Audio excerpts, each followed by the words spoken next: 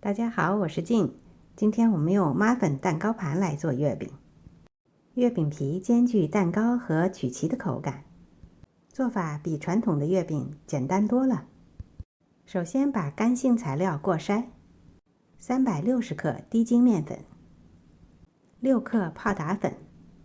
因为低筋面粉比较容易结块，泡打粉混合不均匀也会影响口感，所以过筛一下比较好操作。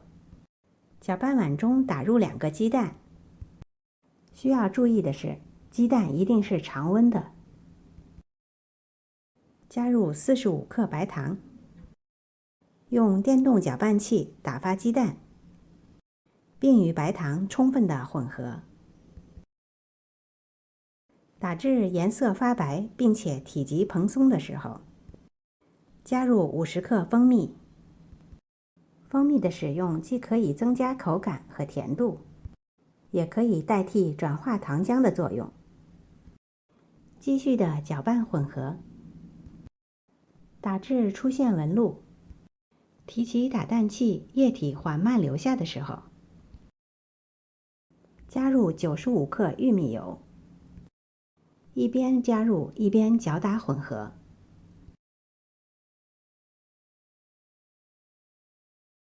搅打至完全混合，没有水油分离就可以了。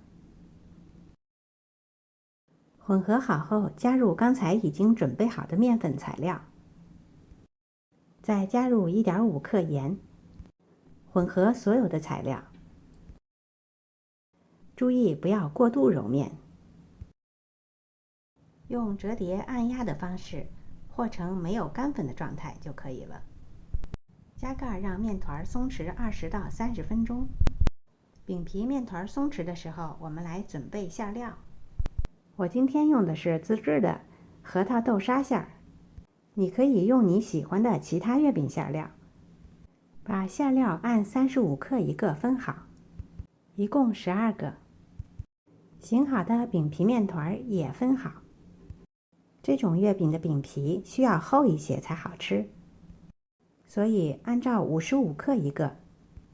按照今天的量，可以正好分12个。准备好12连的妈粉蛋糕盘，给蛋糕盘刷油防粘。即使你用的是不粘模具，也建议刷一些油比较好。都准备好后就可以包了。取一个饼皮面团，在手掌心压扁，把边缘部分压薄，包入一份馅料。先把饼皮和馅料贴合，然后用虎口向上推，最后把封口封好。这个饼皮的延展性比较好，所以很容易包馅儿。如果出现裂口，揉一揉就会光滑的。包好后直接放入妈粉模具里。同样的方法把剩余的月饼包好。今天的配方正好做12个，而且月饼的大小也正适合这种妈粉盘的大小，每一个90到95克左右。如果想在表面压一些月饼花，可以选你喜欢的月饼膜片，当然不压花也完全没问题，简单的把表面压平就可以了。小时候在家乡吃的这种月饼就是没有花的，和蛋糕一样是平整的。全部压好后就可以烤了。烤之前在表面稍微的喷一些水，可以避免表面裂口。烤箱要提前预热好，摄氏170度先烤6分钟。这时候准备一点表面的刷液，蛋黄加1小勺水混合好。6分钟后取出烤盘，在月饼的表面刷蛋液，蛋液不要刷太多，刷子蘸取蛋液后要去掉多余的蛋液，轻轻地在月饼表面扫一层蛋液。刷好后继续送入烤箱，摄氏170度继续烤12到15分钟。烤至表面上色满意就可以出炉了。这种蛋糕饼皮的月饼在烤制的过程中会有一些膨胀，会多少影响表面的花纹，这都是正常的。烤好的月饼可以直接倒扣脱模，也可以像这样借助小刀来脱模，非常的容易。